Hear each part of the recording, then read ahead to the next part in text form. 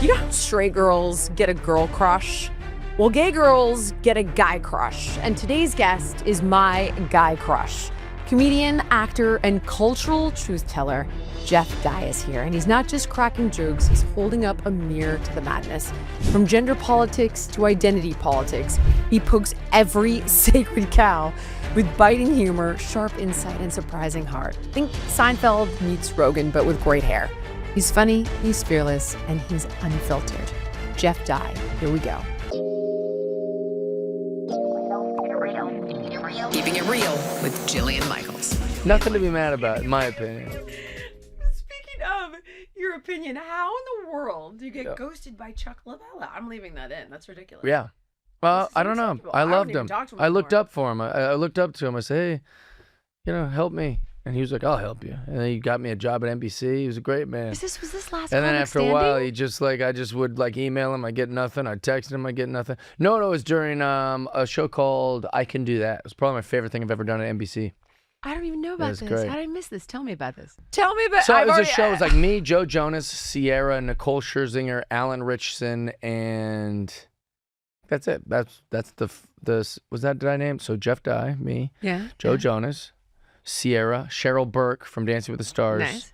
Nicole Scherzinger, and Alan Richardson. Those are the 6. And then the host was Marlon Wayans. And basically what would happen is they'd bring in some sort of talented group, something from an AGT. You'd see a magician or a dance crew or a rapper. And what happens is we would watch them for 30 seconds or 60 seconds. And then if we thought we wanted to learn what their talent was, that if we could do it, because it's called I Can Do That. Okay. We'd hit a buzzer and then run up. And if we got up there first, then we got to spend a week with that entertainer. And after a week, we would have to perform with them or do what they do. Wow. So it was very stressful. Because Dancing with the Stars, you got to learn how to you got to learn the dance in a week or whatever. We had to learn whatever their talent was and then perform it. Yeah, but those dancers, they've been vetted. And they've been doing it their whole life. This could be a total rando coming up there to teach you how to blow chewing gum bubbles. It's very hard. No. What did you click? What did you click on? I got Snoop Dogg once, which was awesome. I got. Oh, God, hold on. Yeah, so I got to work with Snoop and. I thought it was a random guy that throws boomerangs, and you're I want to. Well, there's stuff like that. One of them was crossbows. One of them was a dog act where we had to do this kind of circusy thing with dogs, which I love dogs, so I got that one. A lot of dancing. The good part was all the people that I was on cast with might be the most talented people ever. Nicole Scherzinger is brilliant in every field of entertainment. Sierra can sing, she can dance, she can rap, she does it all. Cheryl Burke can dance, while being on, drunk. She's the best, she knows.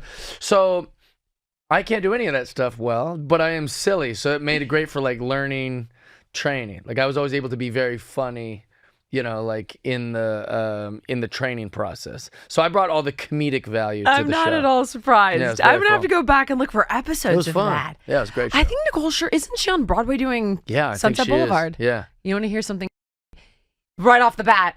One of my good friends produces that, and I think she wears something Jesus, something about God. Cool.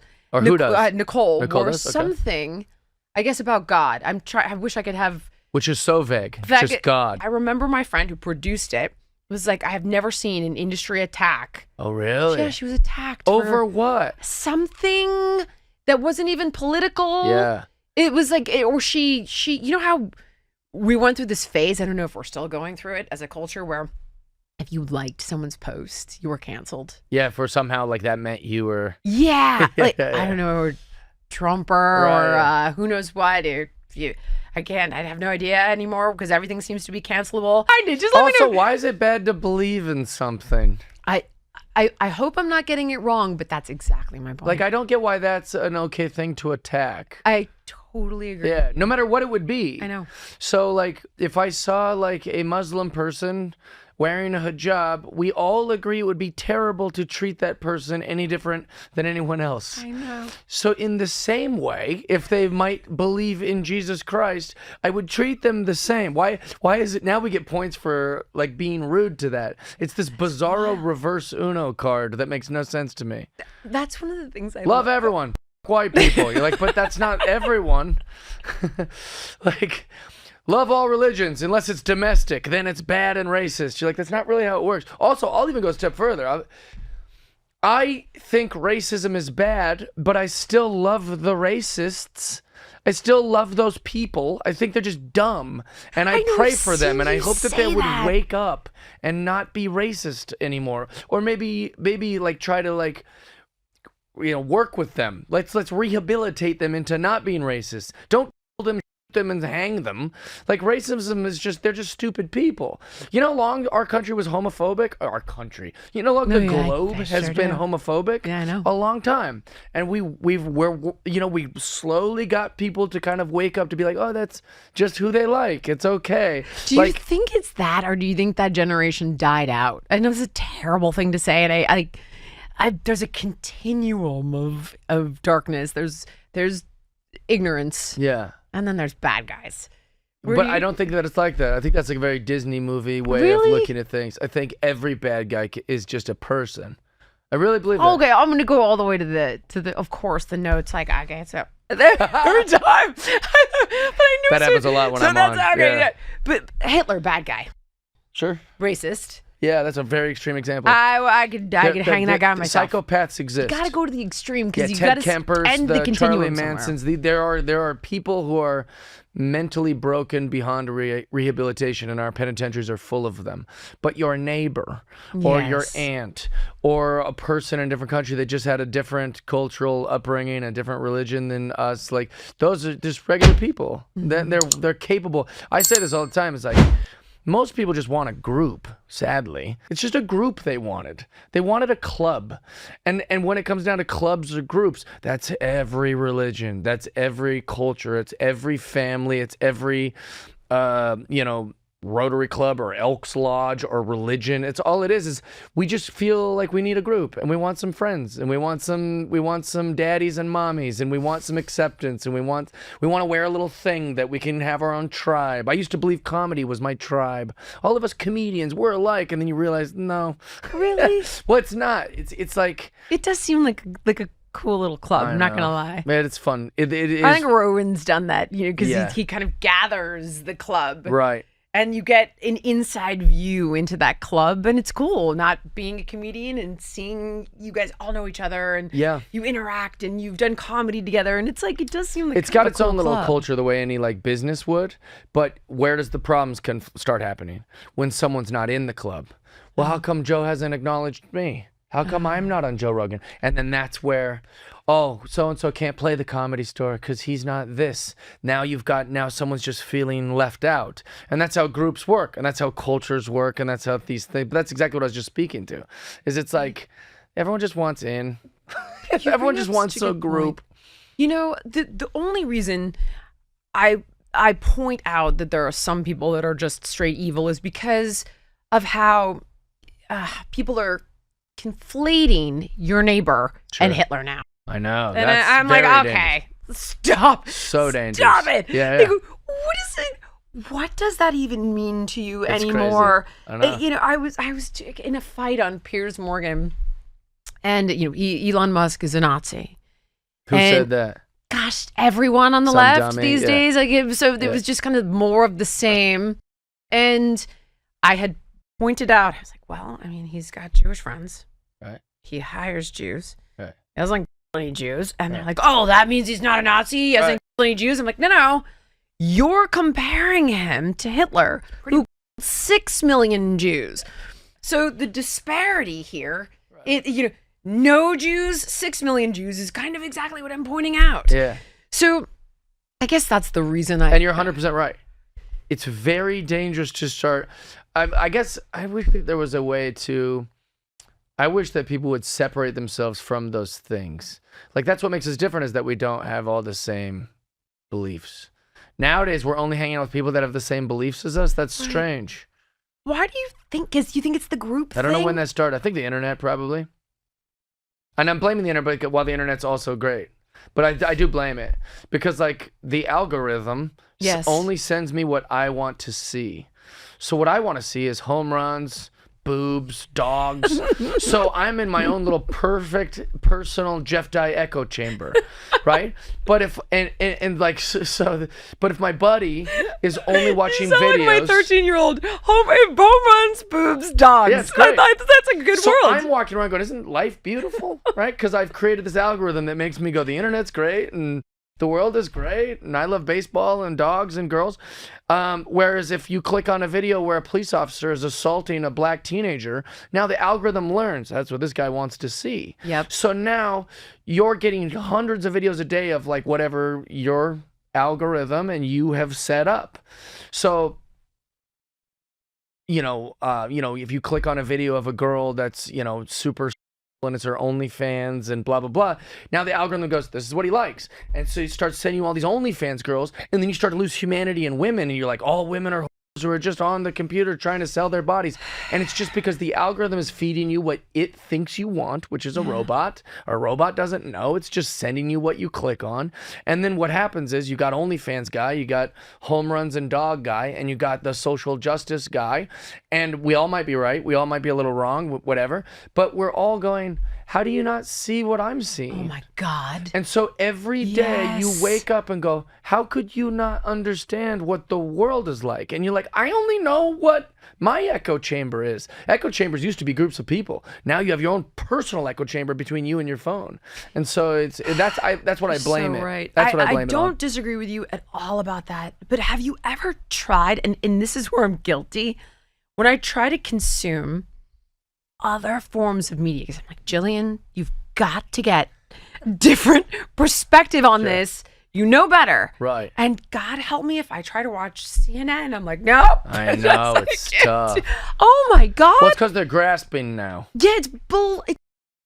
I know, we might. Some of it's true, me though. And you, if we keep in touch, we might be having the exact conversation in opposite 10 years from now. Because I'm a 2001 liberal. But that's 90s liberal. Just Republican now. You're too that's young. all that I is. love that you're so young that you're a 2001 liberal. I'm 42. I'm so 42 years old. Okay, I definitely missed that. Okay, well, I thought you were 32. I'm a 2001 liberal. Thank you. And then that's just Republican now, which I think in this town makes me a Nazi. It's the same thing. But like, I'm pro-gay, and that's not good enough. You have to be pro-trans and pro all this new things. Gotta and transition but it's children. Like, no, I don't. That like we should get specific. Like if there was any like all my lesbian friends that were tomboys and just liked things that were quote unquote masculine, which we don't even believe that. Like trucks aren't for guys, trucks are for people. But like just because a girl likes a truck and plays baseball, which isn't for boys, it's just a sport. But if a girl was to like a truck and baseball, instead of us in 2001, we go, that's a tomboy. Like, she likes stuff that's boy, whatever boy means. Right now, we would go, oh, well, she has to cut off her and she must be trapped in that body.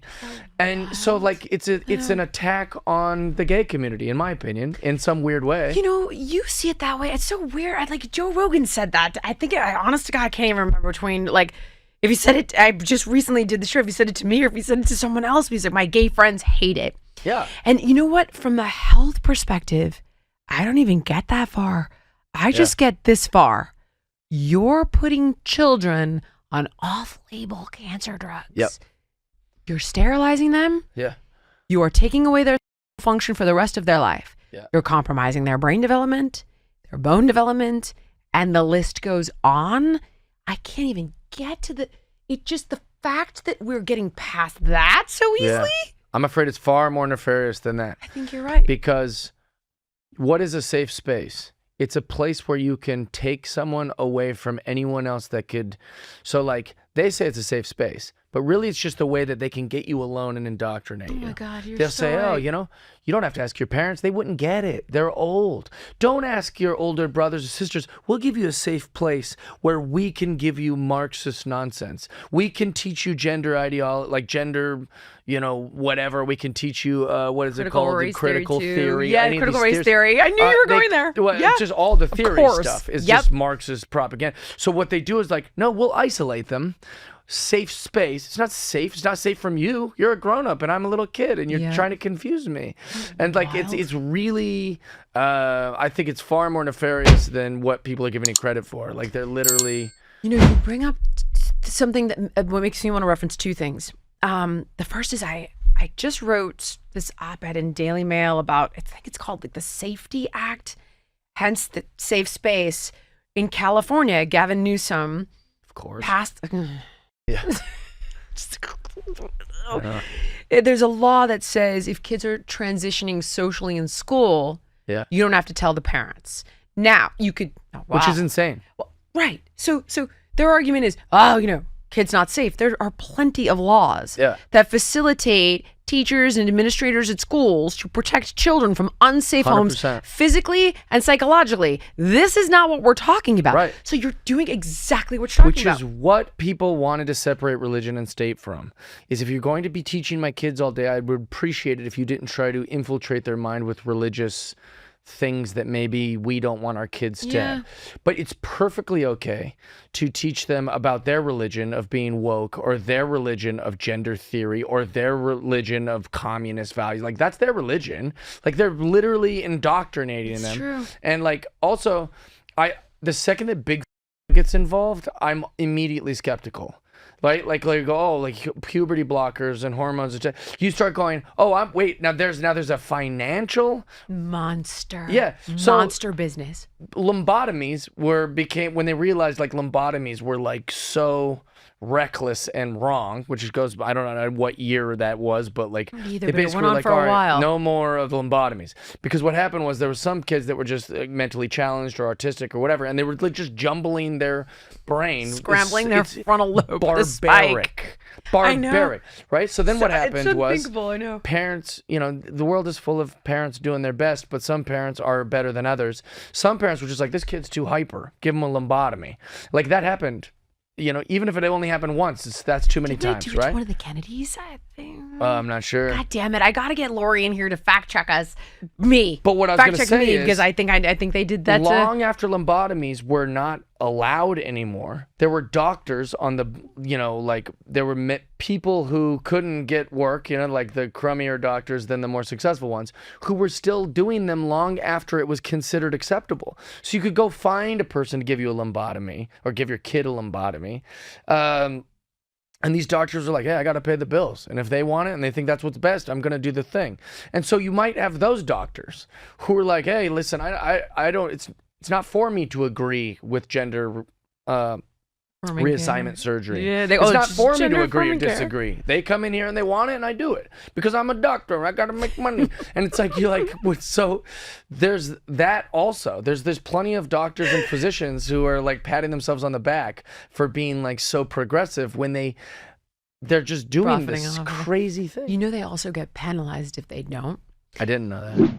Once the temps started rising, I realized I was back in the same worn-out rotation, the same tank tops, the same shorts, same everything.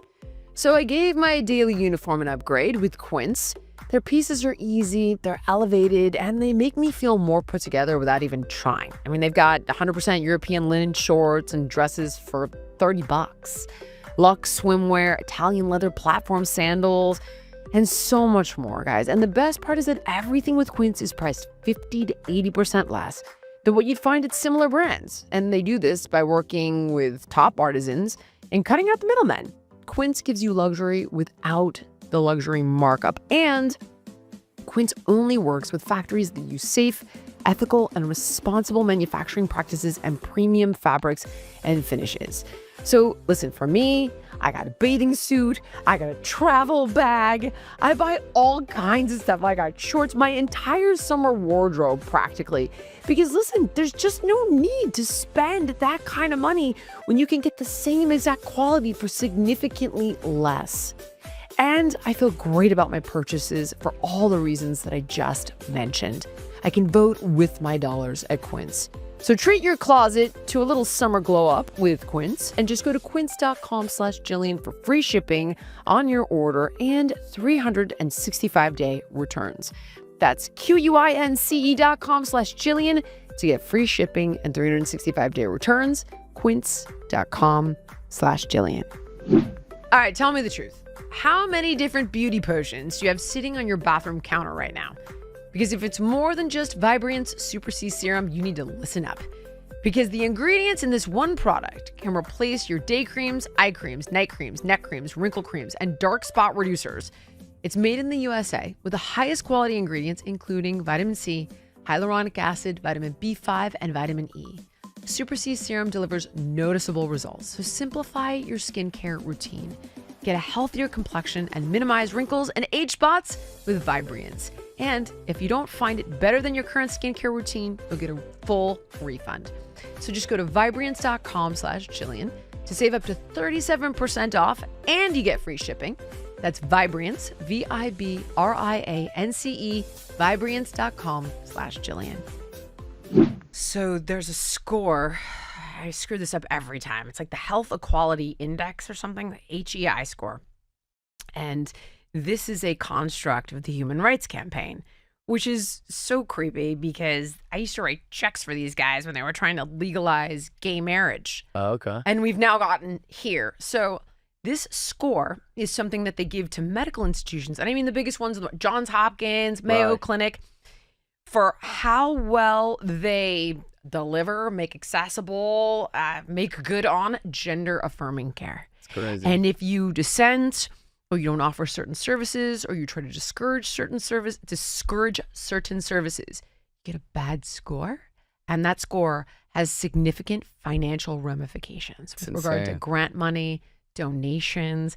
And if you, long story short, but if you go to the HRC page for their HEI score and you just look at who's funding it, it trips the algorithm every time, but it could potentially be companies that are making medications. It's crazy. Yeah, it's awful. Every cry for help now is just celebrated. There's no cries for help. Anytime someone cries for help, we go, "Oh, that's beautiful. Just be yourself." And you go, "No, I'm crying for help."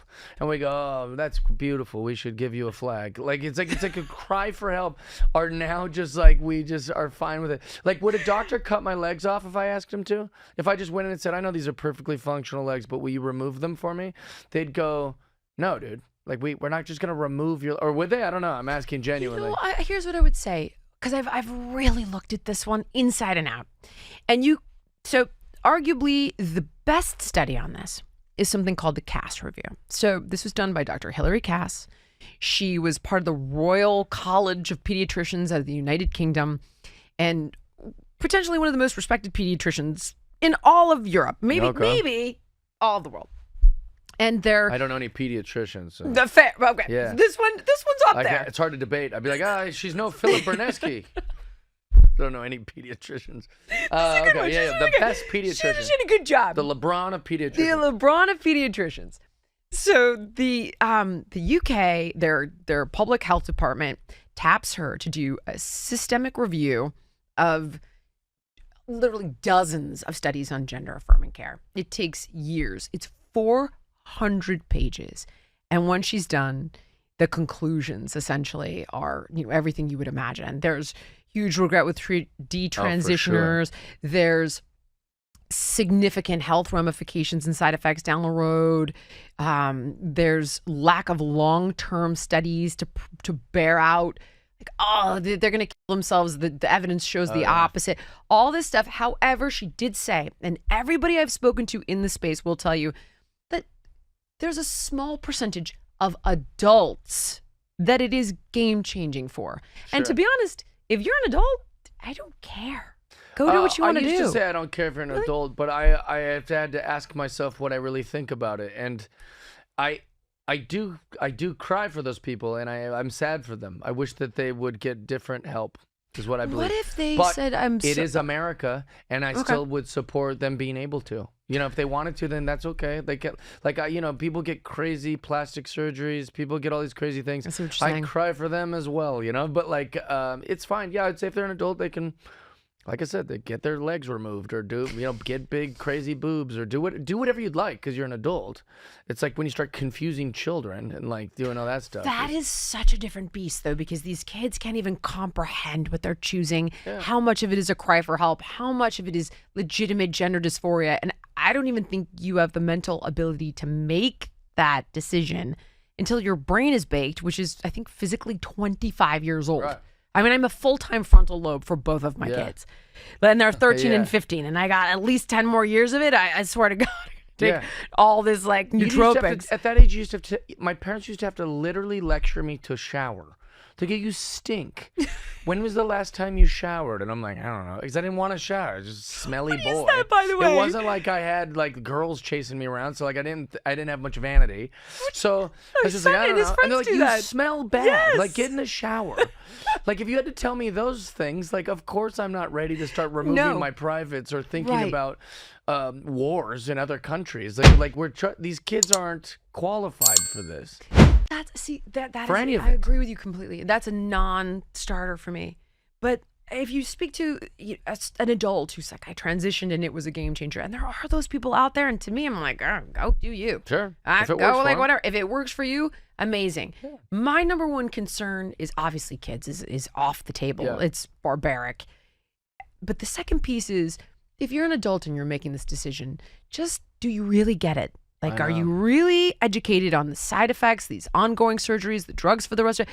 As long as you're going in eyes wide open to this. Yeah, people can do whatever they, you see these people, I don't know if it comes up on your social media, but like a guy who's tattooed his whole face and he's removed his teeth with spikes and he's put ink in his eyeballs and he looks, it's like that. It's like whatever. What the hell is on your algorithm? You haven't seen that guy? No. There's plenty of these guys that You're like in my algorithm, but that is not in my algorithm. That makes me happy to hear. But now he might be because I said it out loud. And you see that guy and you go, well, he's a grown up. If that's what he wants to, looks like a monster. Like it's okay. But I still am rolling my eyes. Like I hope that when you remove your privates to make your body match what you think you are, I hope it helps you. But I also I don't know if that's really the outcome we would have came up with if we just got you some clinical psychology. And that should be also a part of it. And it used to be that you used to have to go through a year of therapy minimum. I can't recall the exact facts, but it used to be far more rigorous before you were able to transition physically. And for the reasons you're talking about.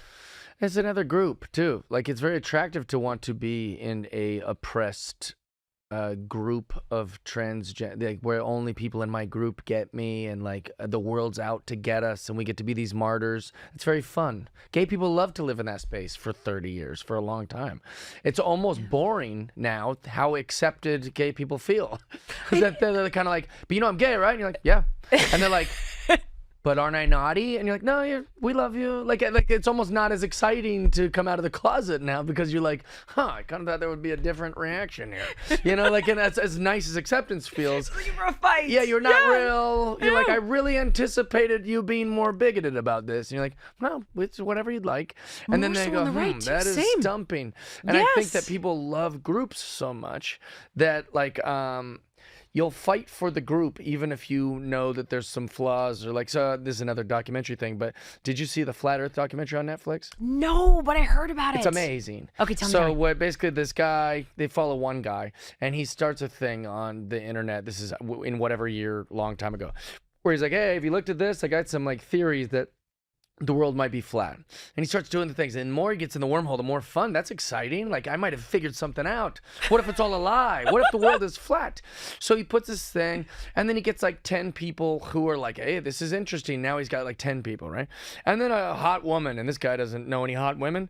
So, she's like, wow, this is fascinating. And now they're hitting it off. Now he's got kind of a crush on a flat earth girl, and he gets to be king of the flat earth group. And he has a year later, he does a conference, and 40 people come to a conference that he started about being flat earth guy. Yes, swear to God. So he's flat earth guy, and we have the flat earth people who came, and this girl he gets to meet in real life, and now they're kind of hitting it off, and that makes him excited. And then the next year they have 200 flat earth people at the conference.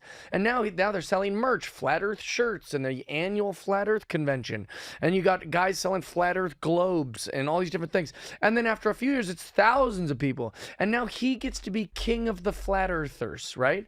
Now, as you start doing the science, you realize, oh yeah, all the planets, all the stars, every pebble of sand, gravity pulls in, it goes, we might be round, sorry. So as much as the conclusion he comes to on the science that was done hundreds of years ago, that the world is definitely round. Chapstick break. I'm sorry. Keep going. Keep going. He starts to understand, like, maybe this is wrong. But is he going to throw that all away? Right. You gonna get rid of the little group you started? Are you gonna admit to the only girl that's ever given you attention in the last 10 years? Oh, maybe I was wrong about flat Earth. Are you gonna tell the guy selling globes, hey, you can't sell the globes anymore? Turns out the Earth is round. No, because it feels so good to be in the community of the group. That feels so good. Yeah, you you're know? so right. And that's also like what I think is like the wrong, or what like is so heartbreaking about groups, is you fight for the reputation and the validity and everything of your group. So do you think Catholics and Catholic priests are fine with? They aren't. They're mortified by it. The idea that it was happening so loosey-goosey in the church is heartbreaking. But also, when they find out about it, they're like, no one can know about this because it will affect the reputation of the Vatican or of the church. So they try to deal with it internally. That's where they sinned, by trying to cover it up. But if they're covering it up because they don't want people to think of God poorly, or they don't want people to think of the church poorly, or they don't want to think of their congregation. So what happens is all these groups are aware of their flaws and where they're wrong. They're just so guarded about the group that they're refusing. Gay people are terrified to speak out about how trans people are somewhat ruining the community because they've learned the group of the gay community. You know, it happens in the military. Bad things happen in the military and they try to deal with them themselves. Yes. Instead of going, hey, we've got a real problem here. Because if they say they got a real problem here, now everyone goes, I've heard the Army's bad and I've heard the Navy's bad. And you go, they're trying to protect the reputation. And that's where the flaws come in. Is that like, stop trying to worry about the reputation of things and just do what is right and what is wrong. And so it's very scary. tricky. You know, you say that, and I was talking to Dave Smith the other day, and he's like, when I said this, the Trump people loved me. And when I said that, the Trump people hated me. Yep. And when I said this, the Kennedy people liked me. And when I said that, the Kennedy people hated me. And as he was talking, I was thinking about how sometimes you're so afraid to kind of call balls and strikes because there's a little bit of a comfort. There's a little bit of an insulation. These are your people. They've got your back. Sure. And if you say something wrong, it's like the hot girl doesn't talk to you. You're cast out of the group 100%. and then you're alone. And that's where people go to die from like Right. a caveman perspective. You're kicked out of the village. Right. And that's why I'm like going through my whole cowboy phase. All this cowboy stuff I'm doing, the last cowboy in LA, all that stuff is because a true outlaw or a true cowboy, because I'm not a cowboy, look at me. But metaphorically, I have become one. Because I'm willing to just say what I think is right. And then hopefully if I'm wrong, I can be corrected. And then now that's my idea on it. A true like outlaw, like maybe what Dave Smith was trying to say is like, you just say what is right. I don't care about the group. I'm not worried that NBC doesn't agree with the way I feel about X and O. That's what I really like about. Here's a big difference between when I worked at NBC and when I worked at Fox. NBC would be like, I'll give you an example. Hey, we don't do that political stuff here. I'm like, oh, they don't want any politics. I get it. Too controversial. But then have me read something about Black Lives Matter. Wow. I'm like, oh, so you want me to do your politics, but not like, you know, any other. So you just want me to do whatever your politics are, whatever your woke nonsense is. But when I'm at Fox, right? I'm on Fox all the time. I'm on Gutfeld all the time. I know, I love it. They let me say anything I'd like. Now, that's crazy to hear, right? I mean, it's at my own risk. If I want to go out there and defend Hillary Clinton, bad example, I never would. But like, if I wanted to, I would be welcome to. I want to make you try, actually, at some point today. Well, but there's times where they're wrong. I mean, like, there's plenty of times where Republicans and Trump, and there's plenty of times where the right side is wrong. Just currently, more times than not, the left is on the wrong side of things currently. Well, and the right will engage in conversation. The left won't. Yeah. And, you know, God, you bring up the gay thing and you expect this big reaction now when kids come out of the closet. And I find it so strange. I was just talking to a Christian person. I made that sound so odd. Yeah. Person who is Christian. And I was saying, you know, lately, a lot of the people that I'm identifying with politically are religious. Sure. And you often think like, okay, but religious people don't like gays. So that's what you've been taught. It's not true. That the vast majority couldn't care less. Hannity doesn't care. Benny Johnson doesn't care. Russell Brand doesn't care. Right. All conservative. Or Jillian, if they did, would it really matter?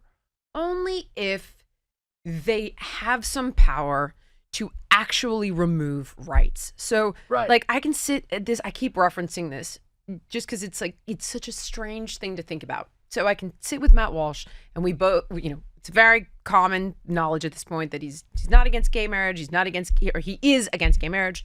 He's against gays Which is adopting crazy. kids. That's crazy to me. But he is. Because gay marriage has nothing to do, like... It's a religious thing, though. But I know, but you're not their religion, or they're not their religion. So why would it matter if it is? And it isn't really. I'm a Christian. I'm a very, very outspoken Christian, and all the things I can find are, for, you know, Leviticus 18:22, a man shouldn't lie with another man. Those are laws for Jewish rabbis. Those aren't, like, that's not just to be taken out of context and just put on everyone. The next thing says don't have like shellfish. So, like, are people eating at Ivar's just as sinful as people that love the same? So it's we're taking little things out of context when the greatest command is to love everyone.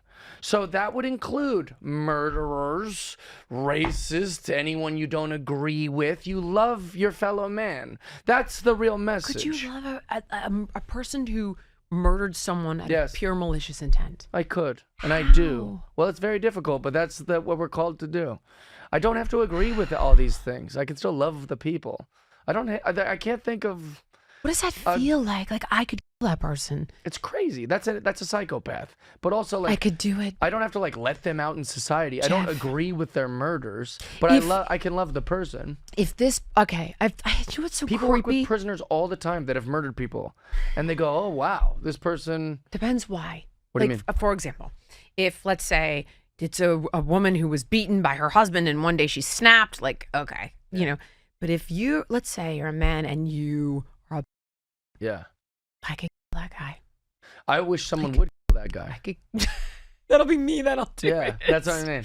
I think that'd be great if someone would kill that guy. But see, you can that forgive kind of that brain is a guy? little broken. Right. That's yeah. where I'm like, okay, no. Right. This is penalty kind of stuff. Right. Well, that's so extreme that we can all agree on. But what we get lost in is in, like, the little nuances of, like, you know, thinking just because my grandpa thinks a thing about a group of people that he's never met. He probably doesn't really think that much. He's just never met anyone from that group. But we're going to completely tar and feather my grandpa because he said a sentence at Thanksgiving that made us all uncomfortable. Right. But really, it's like, is it that big of a deal that he's Not 90? at all. Who gives a crap? I'm going to guess he's probably not the most you know, understanding of these things. It's not his world, you know. Different generation, of Yeah. course. And it's, you know, I don't have to agree with him. You don't have to agree with anybody. But you can still coexist and tolerate. I think that's what makes America cool. I totally agree with you. And I also think that, but by at least exposing people over time, it's less scary because there's a definite psychological element to other. Yeah. Different than me, scary, you know, this is the other, and that doesn't feel safe to me. And I think there's something like Freudian about it, for lack of being the psychoanalyst and making that assessment. But if you can expose someone to the commonalities, Right. I think it goes a really long way. But then there's just evil, Jeff, and I agree with that. But when that evil steps in, I bet you've never even met any of those people. I don't know. Yeah. I I don't know. know. I haven't been able to, like, articulate this, but, like, there's some sort of circular thing that kind of happens, and I've been working on this for a while, like, in my mind. It's not like a bit or anything, but just like the way I view society. It's like all these good intentions. Like, let's say you're like a women's rights person, and you're like, I'm so against, and I'm so against sex that I want to do the right thing, and I want to fight for women, and I want to.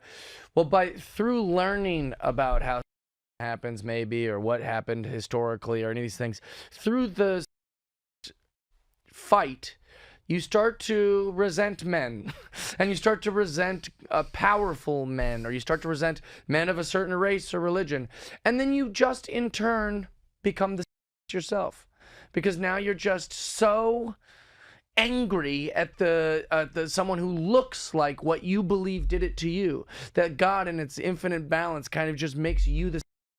Same with racism. You're so mad about racism Gosh, that's that you true. become the racist. You slowly start to become the exact thing you were out to get. And I don't know what it is, and I don't know how to like articulate it, but it's the exact thing you see happening. It's like, how could anyone hate a group just because they're different than them? I'm like, you're hating that group that hates the people different than you. You point that out on X all the time. Oh yeah, it's all the time. insane You're to like, me. oh, anybody? Yeah, Can you're I- like, I hate these bigots so much that now I'm a bigot towards the bigots. It becomes like this weird circular thing that is, everyone should be leery of it. I totally agree with you, and I don't. But they get rewarded for it. I know. They get So, little social like, You cookies. see, this is something that this really bothered me. So it was arguably years ago. I want to say when Biden took power in 2020, AOC put out this tweet, and it was, "Hey, anybody who voted for Trump or anybody who was part of that administration, you're going to be excommunicated from society. Like we're you won't be working, you won't be, all this stuff. You're excommunicated. Yeah, We're keeping a list." I know. And I was horrified. Yeah. And I thought, if Trump put out a tweet that said, Sure. anybody who's on the left, I'm keeping a list. Yeah. Oh my God, it would be, they're all biggest going to deal. put us in the gulags. Like, oh, Hitler has risen again. Yeah. But because it's this pretty little Latin lady, Yep. everybody's like, fight the power. It's the circular thing I was just talking about. You should be very weary of anyone who goes around slandering fascism. Not because, in fact, we all agree fascism is bad, but is the loudest to cry about fascism that are the biggest fascists. Like, she is a great example Yep. of, like, that's what she wants is fascism. She is a fascist, and then she's claiming about... So you have to be very cautious of like, those type of people. I'm you know? shocked at her popularity. I I know. can't really, I swear to you, Jeff, I thought the one thing I thought was going to happen after Trump was elected, it's like, look, all transparency, that was not my first choice. It wasn't Kamala, but Yeah. out of the candidates we had available to us on the right, I could have gone a little more moderate. Yeah. like a little less, but nevertheless. I thought, okay, this sends a clear message, right? This is a big shot fired across the bow. The 80-20 issues are the left. Right. Stop with your crazy woke. And they were like, I'm going to see my changes for 12-year-olds and I'm going to remove it to 3-year-olds. Like, they know. just quadrupled down. I don't know why. Yeah, How? I don't know why they did that. Or like the being like, yeah, like this prisoner needs bottom surgery. Like, Boom. and you go, Yep. oh, that's not gonna look good. Like, I don't No. know who. It's like whoever's running Disney, whoever's running, Netflix or any of these things. You go, surely you're gonna feel this in your pockets soon, and you're gonna realize that the majority is pushing back on this, which is why it's swinging back. But it's the way like, it is. resist everything and anything, no matter what it is. And like with the right, I may not always agree, Yeah. but I understand it. Like, for example, I would give, personally on the abortion, this is a losing issue, but nevertheless, birth control, morning after pill, probably 3 months. Like, and So after, yeah, you'd say like set a time that they could terminate a pregnancy. Like, let's just agree on a time. because there's a big continuum here. Yeah. From like a cluster of cells to a human. And there's, unfortunately, I understand a little bit more about it. And so like 3 months is a tough spot for me. That's where I'm kind of okay. like, ooh, it's, we don't even need to get into it, but like Right. nerves and this and that. It's Sure. like 3 months would be kind of where I, but if they pushed it a little further, I personally wouldn't love it, but Okay. I understand the laws Yeah. of it. Now, a person who's against all of that, I don't agree with them. Right. But I understand why they feel that way. It's like, that's a life. Yeah. You're terminating The a life. logic makes sense. I understand the logic. The left has lost me on the Right. logic. Well, they're I not even don't- trying anymore. That's a weird thing that happened on What the do you, left. you are fighting I'd love to know for what made gang you what members. you made the like big shift for you, like where you were kind of like, oh crap, I don't think I can. so much of it. Oh, really? I like, okay. Like, when was it where you're like, oh, I think that It was a I'm combo gonna have deal. to start telling people that, that I'm not voting for so and so because blank. You know, Okay. like, or like, Okay. oh, I'm gonna have to say that I'd rather. Like, what was that moment? It was okay. It started out with the ways in which woke ideology captured health. So healthy at any size. In other words, so body positivity. that about, really, yeah. I was like, the world is losing its marbles. Right. This people. I don't know. And we know it. I know. We've known it for decades. It's really, it's common knowledge. Which also is misinterpreted sometimes, like, oh, you're teaching us that we're ugly, or teaching other people that heavyset people must be bad, or that my body must be bad. That's not what anyone's saying. Nope. It is your right to be big. It is your right to eat whatever the heck you want. You can eat cigarettes all day if you'd like. Exactly. It's your you body. You can be trans if you'd What like as an we're adult. not Agreed. doing is celebrating things that are unhealthy That because kill you. they're unhealthy and they kill you. And we all agree being would be worse than being alive. Similar to when you start saying body positive, like, oh, I'm going to put a big statue of a heavyset lady in New York City. Why would that be bad? Because it is glamorizing something that's unhealthy or what we don't want to be. It's not that, like, if you look like that, you're bad. It's that we're not trying to encourage people to look like that. And then, like, another thing is, like, they go, oh, why is there a hot babe on the cover of these magazines? Because it's very hard to look like that. So we're going, wow, you worked really hard. To look like that is very hard. It'd be easy to look big because we could all do it. We could. We're not celebrating average or what's easy. We're celebrating something that's difficult. Why do we all want 4 clusters of muscles right here? Because it's so hard to do. It's almost heroic if you can pull it off at our age. So, like, that's why it's celebrated, because you're like, you accomplished something. I know. And heavyset celebrities always come to the same conclusion. You know, that, like, Burt Kreischer's a big slob that takes his shirt off. Now he's all about running around and weightlifting. Jelly Roll losing the weight. Lizzo losing Bingo. the weight. Yep. Adele losing the Oprah, weight. I'm on do Ozempic. It's Why like- do they all want to lose the weight? Because we Adele, all of them. You're totally right. inherently would like to live longer, and it would be better if we were not big. Better quality of Yes, life. 100%. and that's not a threat to big people. Nope. We love you. Do what you'd like. But also, we're not going to encourage everyone to die a little sooner. We would like you to live longer. You know, I'm going off piece for a second, just because you brought up the statue in was Times Square, right? Times And Square, They okay, put it there the morning I was leaving, and I was like, what is going on out there? okay. Again, a double down with the left that we just touched on. But here's what's so actually gross about that is that people of color are disproportionately affected by obesity. And diabetes, and They are targeted, just children of color, 2 to 1 by the food companies. And then they pay off through donations, food companies, the civil rights groups like the NAACP and the Hispanic Freedom League. They give through donations so that when you go to remove like soda and junk food from SNAPs, it's racist. right, which And is what is racist mind-boggling. is that you are targeting them Right. to begin with. Yep. That is the systemic racism all of you are so freaked out about. Perfect circle. Bingo. Yeah. It's nuts. No, we're helping them. Oh, are you? Yeah. No, Get we're 'em coming and you defending get 'em them. going. You aren't. You're using them. That's That's exactly what happened it. with Black Lives Matter. Yep. They used the plight of black people to make money and push an agenda and steal from nice people who are like, oh, I'm giving money to fight racism? That'd be great. How? How does it feel? Like, they're using them. They should feel angry. They should be upset. I think a lot of people of color are feeling that way now, and you saw it in this last election. Like when Barack was like, "God, Couldn't believe he did you're that. you're not gonna vote for, you're a traitor to your race. Crazy. You're a misogynist." I thought that's a great idea.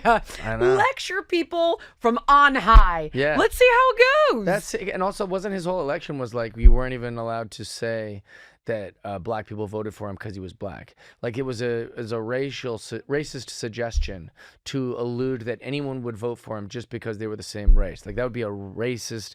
But now it's like, now we've gone so far backwards in the last 10, 15 years that now we're just saying it. That's what they said about You Kamal. vote for whoever you look most like physically. Oh, that sounds smart, doesn't it? You stupid idiots. Like, what are you talking about? How? Yeah. Though? I can't, like, where is the moment? It's just tribing up. The clarity, the crystallization, it's not working out this way. No, onward. Yeah. Onward. And you keep thinking like, a hero is going to rise on the left, because I really would like to see two healthy parties. I worry that if things get too far one way or another without the counterbalance, Kind of the beauty of our country, yeah. you would think. Yeah. But who and you know who's stepping You up to need the liberals to say, here's a unique, fun idea that maybe no one's considered. And you need Republicans to go, yes, but let's rein that in a bit. Like, you need both. Yin Yeah. yang. You can't say like, why don't we all, dancing? And they go, well, how about a little dancing?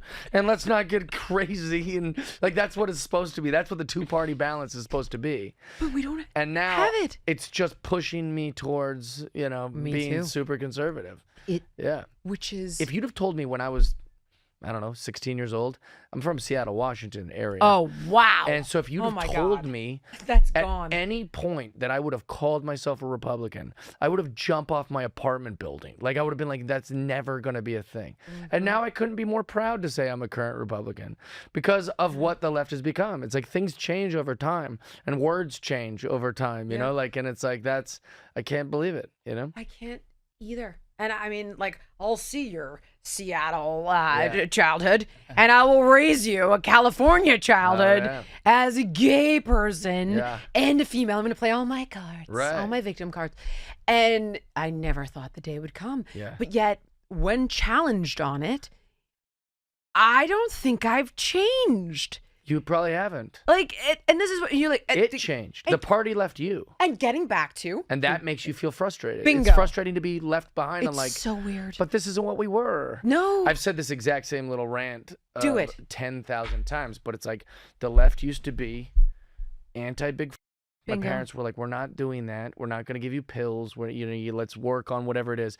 And now it's, you better trust Pfizer. You better trust Johnson & Johnson. You better transition. Like you've completely in support of vaccines and big and Dr. Fauci's nonsense, right? That's different. We were also taught anti-war, like be peaceful. Like we shouldn't send young men to die. Like we Dick should. Cheney was a war criminal. Yeah, we should just be talking these things out. Like let these governments debate these things and pray it doesn't come to war. Now you warmonger. You say, oh, I'm on this side of the war, and I'll put a little flag on my social media saying blah, blah, blah. And whatever side of the war is losing, call it a genocide. Say they're being genocided. Not losing a battle, not losing the war that they've been fighting for 1,000 years. So like, we're now liberals warmonger. Mm-hmm. They love Pfizer and Johnson & Johnson and, Moderna, and now they think that there's no such thing, now instead of being like, there's no such thing as what a boy thing is and a girl thing is. Now, if you like boy things, you must be a boy and you must transition. You must move your body into being a boy. That's not, like this is the opposite of everything I learned. We used to be colorblind. That was a very popular thing to say, like, I don't see race. I'm going to view everyone the same. And now it's like, what? Yeah. You better pander to all the stereotypes that I believe my race is. It's and like, you better get my label right. Yeah. And for me, it's like, I'm not doing that. I totally agree with you. Chelsea Clinton posted this on X, 2 weeks ago maybe.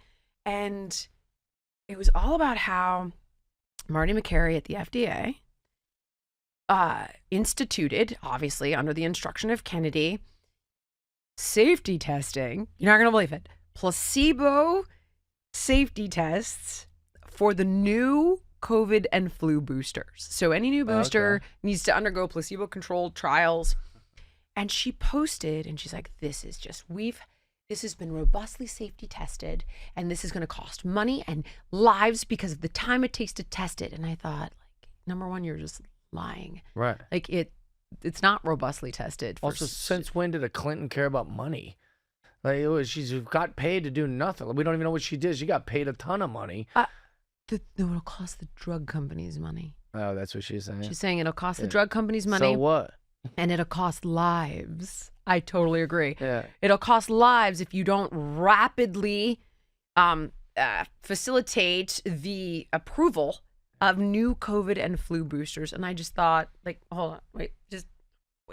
Yeah. You just publicly put out a post saying you're against placebo-controlled safety trials for new boosters for COVID and the flu. And everybody on the left is like, exactly. Yeah. What? That's another thing. I think there might be some sort of like, this is where my conspiracy brain really takes off. It's just like, there has to be some sort of like MK Ultra or like something going on. I don't know. Where you could just blanketly agree with anything your side says. Like, any smart person would agree with like listen to like a Trump speech and be like, 30% of that I actually agree with, and the other 70% I don't. Right. The odds that you'd listen to anything and 100% disagree or 100% agree is a little mind-boggling. Like, you should be suspicious of that. You're so right. So it's kind of weird that you could just listen to AOC talk and they'd be like, she's 100% right about all of it. You're like, no, she ain't. She's, in my opinion, she's 80% wrong about a bunch of that stuff. You know, it's like it's very weird. But like, how do you not? When, in what universe? Yeah. And that is a very nuanced discussion. In all transparency, I say little because I'm obviously not a vaccine scientist, but the little that I have learned from PhDs in the space and MDs in the space, the technology behind all these vaccines is actually different. Some have live pathogens, some have dead pathogen with adjuvants in it. Some are now gene therapy, like mRNA tech. They're different. Each pathogen is different, and each individual is at a different risk of the pathogen and will respond to it differently. So this is a very nuanced conversation that we should be able to have. You know, it's an interesting thing that I've never thought of until you just started saying that. Is wouldn't having to say, I'm not a scientist about vaccines. I am not an expert about vaccines, and I don't know as much as a professional in vaccines would know. So I maybe shouldn't comment on it. Isn't that the same argument as going, I don't know about vaccines, so maybe I don't want to put it in my body? Wouldn't that be the exact same thing of me just going, I don't want to have to just trust can't anymore. Some nerd who doesn't even know me about, like, wouldn't that be the same argument? Without question, yeah. So I could be smart by going, and I don't body want autonomy. To. That's the other thing. I don't understand it. It sounds like crap made in a lab, and I don't want it in my body. And until I can understand it, then maybe I'll give it a fair shake and put it in my body. But I just don't want to. You think I'm dumb because I won't put stuff in my body that I don't know about? Because I don't know about it. I'm not a scientist. You know, it's so interesting that you point that out, because friends of mine who were forced to get it back in 21, or I think it was 21, at that point, you got to know, like, I had been fully indoctrinated. I already thought COVID came from a lab. I was there already. But Right. I was like, oh, it's a vaccine. We've had vaccines for thousands of years. Yeah. Like, don't worry about it. Like, this is thousands of years, 100 years, whatever it was, 100 years or so.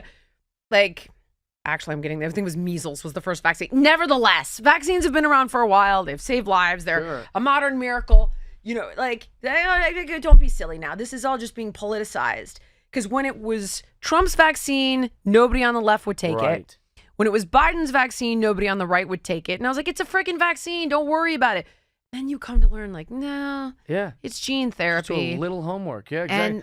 But if I'm also, if I'm so dumb about the vaccine that no one will listen to my opinion about it, my words, if I'm not even allowed to use words about it, then I don't know enough about it to put it in my body. Right. I know. And I am so guilty of blindly trusting the experts. And I don't want to take that away from, it's so critical that we do learn from experts.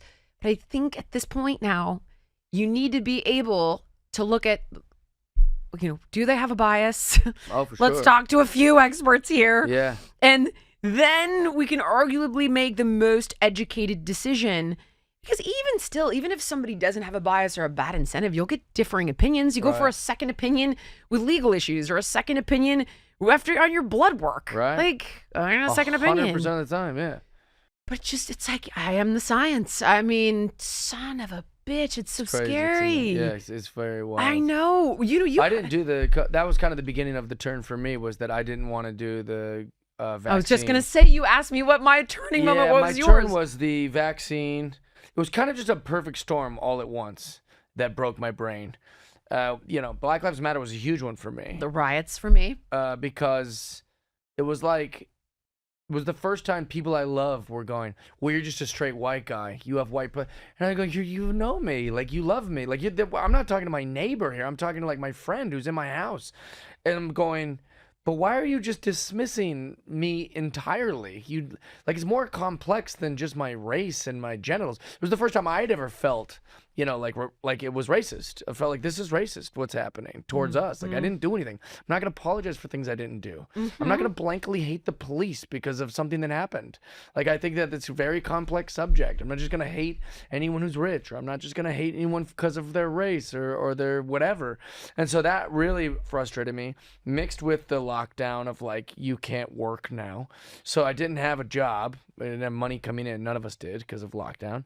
So I got no job. I got no money coming in. I'm scared of what's going on in the street right outside my house because they're just mad at anyone white, for history that I didn't do. And they're allowed to burn the entire city down. Yeah. Despite the fact that you can't go to your church or your temple or your mosque and visit your dying grandmother in the hospital. Makes no But sense. you can rob a Macy's, though. Right. I want to be clear. Well, that's why I had a joke a long time where I was like, say what you want about those idiots on January 6th. At least they didn't get a free Xbox from Target. Like, at least they just did it because they were, like, dumb. Like, the January 6th people are dumb. I'm disavowing that. But also, like, they didn't get, like, a lamp from, like, they weren't, like, stealing Nikes. Like, and then everyone goes, oh, Jeff, that's not what that was. It's like, well, there's plenty of that. There's plenty of that. There's videos. I know. Well, then why did you feel the need to steal a TV on behalf of George Floyd? Yeah, and if that isn't related, if that's not related, if those aren't the people that are where Black Lives Matter, if like me bringing that up is insensitive to the Black Lives Matter movement, then just say, Jeff, I also think those people are idiots who stole TVs and stole lamps, and that's not Black Lives Matter. But they won't even disavow them. They're like, oh, well, that's racist to talk about them. You're like, shut up. I actually heard, it's the white people stealing the TVs. Oh, yeah, that's And I was like, oh, hold crazy on. to me. Yeah. It's like a mix of people. Yeah. Some are white, Young and some are idiots. not. Yeah. Like it's a mix of people. Well, of that's all why I said different Black colors. Lives Matter people, because they were using Black Lives Matter to go break go into rob things. Yes. everyone. How am I supposed to know who's truly there for But the then right the reasons? Black Lives Matter people even like suddenly bought real estate in Topanga Canyon. Yeah, those people are bananas. They're off the whitest radar. part of Yeah, town, yeah. by the way. I know. Oh, okay. Yeah. This is definitely helping the cause. Well, they like just disappeared completely. You can't even find them on social media anymore. Nope. They're gone from everything. They've got giant houses. They're happy. Isn't that nuts? And no one paid the price And they for just, that corruption. according to like the little bit of homework I did, so I probably shouldn't be talking about it, but they gave millions of dollars to like trans organizations and all these different things. And you're like, but how's that related to Black Lives Matter? Like giving money to organizations that are of, and they're like, well, it's about oppression. And you're like, well, it isn't. Like that's like I'm surprised they care about oppression at all. That makes me really wonder what the hell was going on there. I'm 'Cause telling you, I mean, follow is the you're money. not worried about it. Yeah. Because you're not worried about oppression when you're buying yourself a house in Topanga Canyon. Yeah, very strange. I think like numerous houses. It was Yeah. such a jeez. Crazy stuff. God. Was there what about all of this? Did this always intersect with your comedy? No. So like yeah, because tell me, I know you said you talked about being dyslexic. Yep. And how that got you into comedy. Yeah, more or less. Yeah. So like, when did these two worlds come together? Because health, was that always like made me political? No. Right. Absolutely not. No. Right. But when they made health a political football, Right. then I kind of got dragged into that arena kicking and screaming. But do you think as a comedian, the way your lens on the world is to expose kind of this insanity? Or like, where do these worlds come together for you? I will say nobody's guilty of being political. It's just the world we live in now. I don't think that like You chose to be political. No. But when everything is politicized and we're a part of everything, Yep. it's just like we've made where we have, like who we have with at the end of the night, where we lodge our genitals, which is supposed to be private, that's even political now. Saying, wow, it's hot and it's July is political. They've made everything political. So unless you're just Jimmy Fallon singing karaoke with a Muppet and Selena Gomez, like with the exception of like children's shows, you everything's political. There's no way to talk about anything without being political. No. So I don't feel like I'm a political comedian as much as just that's what modern times are. Anytime you see a comic doing jokes about cats or the mall or something, people like are going like, all right, like, and even if they like it, they don't share it with their friends. We're all political. Look at the last 10 memes you sent to your friend. There's some sort of political thing in there because it's that's so true. it's the world we live in. Oh my God, the ones I didn't choose to be political. It's just everything I say now is some sort of like, can you believe what he said? You go, it's just, I'm talking about life. Life is political really? now. See, okay. I thought comedians are the ones that got a pass. Yeah, well, we should, yeah. You guys, because you're really a mirror being held up to society. And you had this one stand-up skit, and I wouldn't botch it, but you were talking about how what you love about women is the fact that they're not dudes. Right. I love women because they're women. Yeah, stop trying to be us. I don't like when a girl's like, well, I could beat that guy's ass. I'm like, if I wanted that, I'd date my friend Randy. Like, just be a girl. We love girls. They're great. I was dying. Yeah. I must have sent it to 50 people because there's something about your comedy that you're just like, oh my God, that is what I've been trying to say. Oh, yeah. Well, thank you very much. That is what that right there. My favorite line in my new hour is that I go, I never thought kids would be smarter than grown-ups, but I'm witnessing it all the time. Like, if you ask my 5-year-old niece, which one of these girls shouldn't be swimming with the other ones, she'd nail it on her first try. She would literally be like, oh, that giant one with the shoulders and the 5 o'clock shadow. And you'd be like, congrats. You're 5 years old and you're smarter than all of Congress. You're smarter than every Ivy League university student. Like, and she's 5. Because common sense and truth are smarter now than all of our virtue signaling and all of our, like, maybe what these ideas and, like, so it's like, I love being able to use our words to criticize the king. You know, the jester gets to make fun of the king. And that's what I love that. I love that we get to do that as comics. I really feel like you guys, I say you guys, and I had this conversation with Dave Smith recently, just because when I look at the people that are having the biggest impact, you do have some, conservative pundits on YouTube, like a Charlie Kirk or Benny Johnson, or you have that group. But then there's like the Dave Smith, the Rogans, the Bill Maher's, even for the people, slightly older crowd that watches Bill, because my kids aren't finding him on Max. But it's like, it's you guys that are making regular people, more comfortable to tell the truth. Right. Because you guys are like on stage saying it, and then you send it to your friend. It's like what that guy said right there. Yeah. Well, I think Tucker Carlson, right? Like, let's say Tucker Carlson is correct 10 times per episode, right? I agree. I think it's higher, but let's say it was. Let's say he's correct 10 times in his episode. No one hears it. That's on the left. No, they're just not watching Tucker Carlson. No. So with comedy, everyone listens because it's a joke. So they go, I'll hear it. I'll hear it if it's funny enough. So I'm able to work in Portland. I'm able to work in LA. I'll be at the Improv tonight in Hollywood, where that audience will be 100% liberal. But they'll still hear me out because I'm a comedian. Yeah. And so, like, that's kind of the gift of a joke, is it takes a certain type of listening. And people will consider it because it's framed as we're the clowns.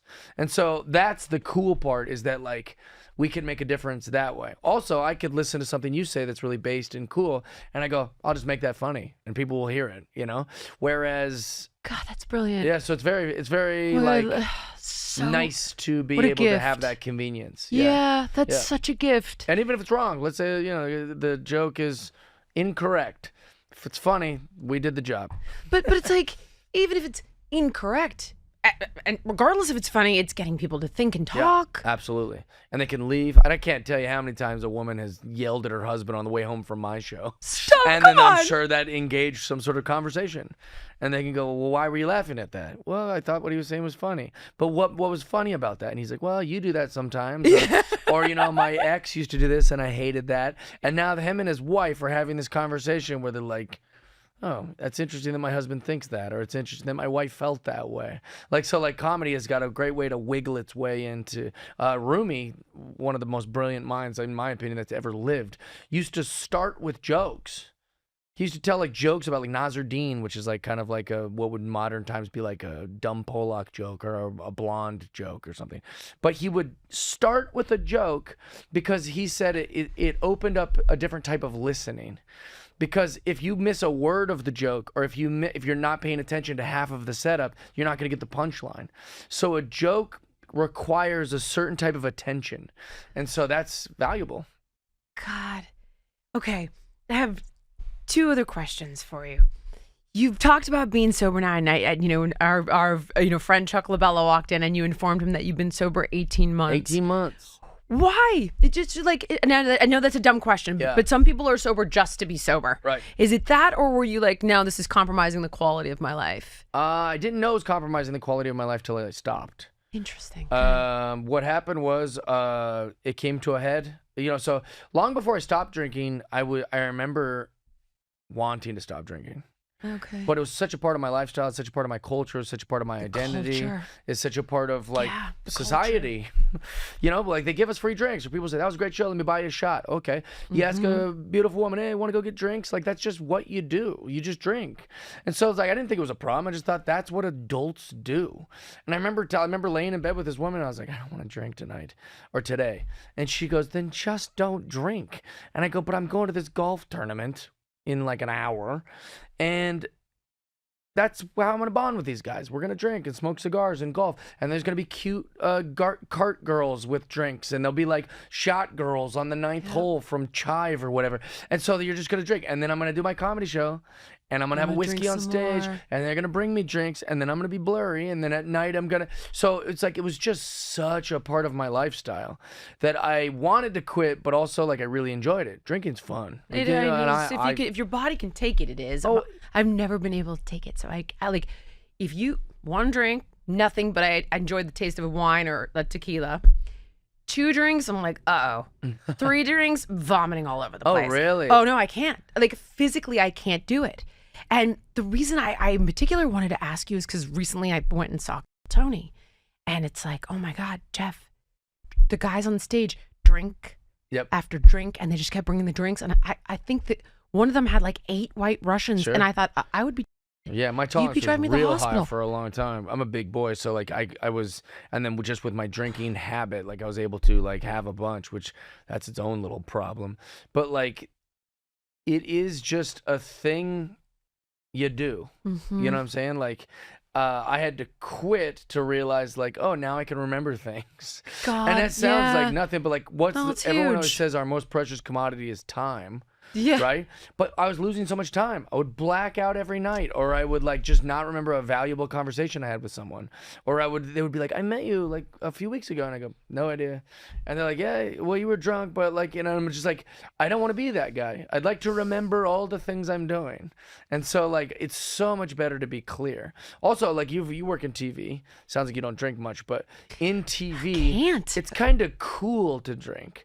And what I mean is like, let's say I'm doing a morning show, like all like the women on that morning show, like their go-to joke is like, can't wait to get out of here, get a little wine, you know, like they all want to, it's a thing you joke about. Yep. Oh, we're almost done, good, bar's calling me, you know, you 5 o'clock somewhere. Yeah, you'd have these kind of like, that was like the idea that's how you would bond with your coworkers. So true. Like even if you watch Bill Maher in the podcast, it's like, you want a drink? He's got a bar right there, smokes his thing, and he's like, when I did a Club Random podcast, like, you want to... I was like, no, I have to take Adderall to keep up with you stoned. And not to make this, like, corny or existential, but, like, everyone's just trying to connect.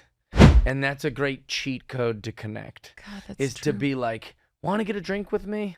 And like that like seems like it's about the drink, but it's about a kid going, can you be my friend? Like, will you hang out with me? The group. Yeah, that's all it is. It's just them going, oh, we can go do this thing. You want to, like, when really it's just two people trying to connect. But then ironically, that is what's blocking the connection, because you're just so f***ed up, and like you're not really connecting the way people are supposed to connect, or as good as you could connect. Of course. Yeah. Did you get pressured when you quit? Was it like No, uncomfortable? everyone was really receptive. Really? Yeah. Because the way I quit, like I got arrested, I got a DUI, I wrapped my car around a tree. Thank God you're okay. Yeah, and then I left because I was so humiliated, and I was meeting this girl that I thought I was like still in love with. I was like, my ex-girlfriend wants to get coffee with me, and I'm gonna fix it, and we're gonna be together forever, and I'm gonna win her back. I haven't seen her for 2 years. And so I ran to that and then made a fool of myself. It was all so humiliating. It was like the lowest moment of my human life. And so Those are the best moments, though. oh dude, it was so dark that I'm very grateful that I'm still here, that I didn't take my life over it. Like, it was so, that's how low it was for me.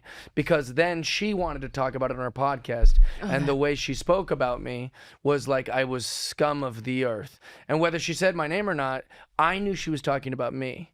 So I could watch it. And so, like, who cares if anybody knew that she was talking about me? I knew this person that I thought I loved was talking about me like that. And so for me, I'm going, I am a loser. Like, this person that is talking about, like, I just can't believe that that's how. That's actually just this, awful, though, Jeff. I mean, I'm glad that it. But what it did is I was like, you know what? The rock We're bottom going to moment. rebuild, and we're going to become better, and we're going to become more fit, we're going to become more strong, we're going to be funnier, we're going to be clearer, we're going to be better people. I'm not going to just text girls to I'm not going to just be rude to people. I'm going to rebuild, and I'm going to show everyone. And that's when the cowboy became my thing. And so, and what I learned through all of that was like being honest is what's important, and like having virtue is what's important, and being honorable, being someone that people can rely on. And so, although it was the worst thing, like most people's worst thing, it makes you, it's the best thing that could happen to you. You know, J.K. Rowling, like, rock bottom is a great place to build your life on top of. 100%. And in my darkest moments in life, I've always said, like, the darkest days, like these dark moments for your ego are the best moments for your soul. Absolutely. Because those are the breakthrough moments. And also, maybe you couldn't turn it around from your rock bottom. Don't worry, God will give you a new rock bottom. Like you like some people it takes 4 DUIs. Some people it takes 3 attempts. But don't worry, God will give you another one. And it's all just like this great opportunity to rebuild, and a great opportunity to say, okay, I'm gonna reinvent myself here, and watch out. You know, it's great. I friggin' just am that much more in love with you after today. That makes me I just happy. I think was you're very flattered you asked me to do this. Oh my gosh, I'm such a crazy fan and I such used a to watch weirdo. your show. I hated the name, but I don't blame you. I hated the name too. The name was just for edge, right? It was never meant to be a positive thing. Oh. So if we're speaking candidly, there were producers involved. I was not one. I was a work for hire. And it was intended to make fun of people who were overweight, without question. Oh, okay. And they would have food. The producers used to have temptations around the house to like torture them. really? Oh, yeah. And they would, like, there'd be challenges where you'd have to, there was one that I'll never forget because I had a huge fight with one of the producers about it. It was like a car window, and they were having to like jump in and out of the car window in some sort of car race, and they were too big to get in the car window. And I knew, you know, That's what they were doing. That's what they were trying to do. That's how TV works, by the way. TV can be very nefarious. Oh, yeah. Yeah. And I would get in these freaking fights. That's why I was off the show, on the show, off the show, on the show. Oh, interesting. And so season 1, I was only 30. So I was spitting in the temptations. I'm like flipping them Oh, over. really? Well, that's nice. You were... I was like a real, I have the reputation like she's a bitch, she's difficult. Sure. That would be true given the things that I'm sharing with you. And I remember like one of the producers came out of the control room. Because it's like reality Video TV. So Village, there's yeah. Yes. Yeah. Yes. And he's like, you know, literally said to me something like, you're never going to work in this town again. And I remember going, you can call those soccer moms. Also, what a cliche. I was like, You'll you can never call work those in this soccer town. moms. Oh, wow. Yeah, What like, did you read like, that from a script? You or think I something? am an actress? Or who are you going to call? Like, Right. get out of here. Like, and You mean they're not going to cast me as the new Cinderella? What are you talking it was about? so stupid. Yeah. But then there was a moment where my Bob, since you watched the show, Bob Harper, who was 10 years older than me, and just a more chill kind of a guy. Yeah, I like Bob. I saw him at Barry's boot camp a few times. A Hot guy. more chill kind of a guy. Yeah. And I remember he pulled me aside and he's like, you got to relax. He's like, look, let it play out the way it's going to play out. Do your job. Right. I'll do my job and let it play out. And then when we were able to take hundreds of pounds off of people, all of a sudden, it was an inspirational show. Right. Oh, interesting. That's really, And that is when the producers were like, wait, do we have a tiger by the tail? Yeah. And they tried to kind of reinvent it. But the reality is, you built a Mack truck, and now you're trying to turn it into a Ferrari. Right. And that's why that show is no longer on the air, but Dancing with the Stars is, Amazing Races, Hell's Kitchen, like Big Brother. They're all on the air still. 60 years. Except not Biggest Loser. Interesting. That would be the answer. As far as I see it, that's how I perceive it. I just thought the name was like, sometimes Hollywood will intentionally give it some crazy name so that people are outraged and it gets headlines. They did for sure. You're spot on. Yeah. It was meant like you're the biggest loser. Right. Oh no, we didn't mean it that way. Yeah. We meant you lost the most. Yeah, exactly. Yeah. No, it absolutely was designed that way. Right. And the part that's so unfortunate is that what's really behind that is, hey, listen, we have a problem in America. People are unhealthy and they're bigger than ever and we're exploding at an exponential pace. Why? Let's get to the bottom of why. And subsequently, how to help people turn it around. But you can't even do that anymore. There's a chance. I don't know if this is going to happen. But of course, the only network brave enough to try it is Fox. And there's a chance they just put me in a holding deal for an idea where I could technically compete against Ozempic. Oh, that'd be now, great. I don't know if they're going to greenlight it because it's like, pharma. Well, it's Ozempic bad, right? Like that's bad on the body or hard on the body? Okay. Here's the thing. If you, honestly, you got a problem that's gone from 5% in the 50s of the population, of the adult population. 5% of the adult population was obese or overweight in the 50s, 60s. Now you're in the 70s, it's like 10%. You hit the 80s and it starts climbing at an explosive pace to the point that it's 74% of American adults are overweight or obese. And then I've done this spiel so many times, but cancer's on the rise, autism's on the rise, infertility's on the rise, testosterone is down. Come on. There's something happening. Like what? Come on.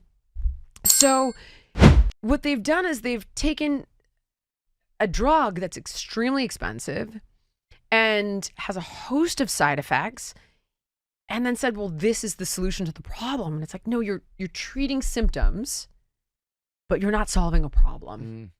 And so can you still do this? Can you help people break a food addiction, eat better again, move a bit more? What are the roadblocks? And I don't know. I honest to God may lose because they're not living with me. If this happened, they're not living with me. Well, luckily it's TV, so they can produce it however they want. Well, they'll definitely produce it the other way, I would you think so? Well, then why would they glamorize Ozempic? They want to glamorize their talent, like the star of the show. Pharma money. Pharma money. That's how you buy the narrative. That's why I didn't even think Have you ever heard of the show it. Fat to Fit? Did you ever hear of this? No. It was my favorite show. And I don't know why it's not on because I was obsessed with it. So the premise was a lot of heavyset people want to lose the weight and they'll meet with a trainer and the trainer's, someone fit who's like, hey, you're going to do it. And that annoys them. They're like, shut up. Like it's like you don't know my discouraging for them, And they'll try to play along, try to do things. And it's a tough battle. So this show sets you up with a trainer, right? So if I was a big heavy guy, they'd give me a trainer that's like this this like fit, like cool trainer. And then we would meet and he would say, in 3 months, I'm going to meet back with you and we're going to lose the weight. And he's like, why 3 months or 6 months or whatever it is? He's like, because I'm going to gain weight. I'm going to put on as much weight as I can in the next whatever. And me and you are going to lose the weight together. And this person's like, you're going to do that for me? And it's like, yeah, well, I'm going to get fat and we're going to lose it together. How do I not know about this? So the trainers, male and female, would just start eating fast food, and they would just like my God, that would give be my up all their hell. habits, and they would give up all their things. And what they God. found, or like what if you watch every episode, that was the hardest part for these people to unbreak their habits and unbreak their fitness. Because you know what's in the food. And they like they eating like poison. Night one, they love it. You know, like the first night when they're like, well, I can have McDonald's in my car and I can go eat 3 desserts at the restaurants we normally. But then their body starts rejecting it because they're fit people. So their body's making them puke and stuff. And now they're trying to put it back on. And the psychological struggle that these trainers went through just trying to put the weight on was so entertaining to watch. Wow. But then once they show up and you see this heavyset person, I'm getting goosebumps just thinking about it. The heavyset person would see that the trainer has basically ruined themselves in a way for them, that they're like so much more motivated, and they're like, why would you do this to yourself? Like for me, like I don't want to be like, you know, and then they lose the weight together. And it's like it was such a wild show, and like really fun How to do watch. I not know about this? I bet they couldn't find more trainers who wanted to do it. It would be for other really seasons. tough, yeah. Because some of the people couldn't do it. Some of the trainers quit. They go, I'm not going to gain any more weight. I can't do this. I've got to I just can't do it. And then some people, I remember one guy in particular, he started working out and eating right before his trainer showed up fat. So when his trainer showed up fat, he had already kind of cut like 50 pounds. He's like, you started without me? And he's like, yeah, because I figured if you can do that, like I need to get my together. Like if you're willing to do that for me, like then I need to take this serious. And he's trying, and they were like, that's great, buddy. Like that's, you know, that's the mindset we want. That's Yeah. wild. Great show. I don't know where it lives or what network it was on, but it was an awesome show. I want to watch it. Yeah. That's amazing. You'd be great for it. Jeff Dye, where do we get more? JeffDye.com. I'm live everywhere, all over the country. I'm not sure when this goes up, but I'm doing something Next week. Yeah, so I'll be coming on Atlanta. I'm going to La Jolla in San Diego for the Comedy Store. I'm just kind of all over, but JeffDye.com has all my live dates. Thank you so much. Thanks for having me. coming You're on. the best. You're the best. Thank you so much for watching. If you enjoyed the podcast, please like, comment, subscribe, and share. And make sure to let me know what guests you want to see on in the future.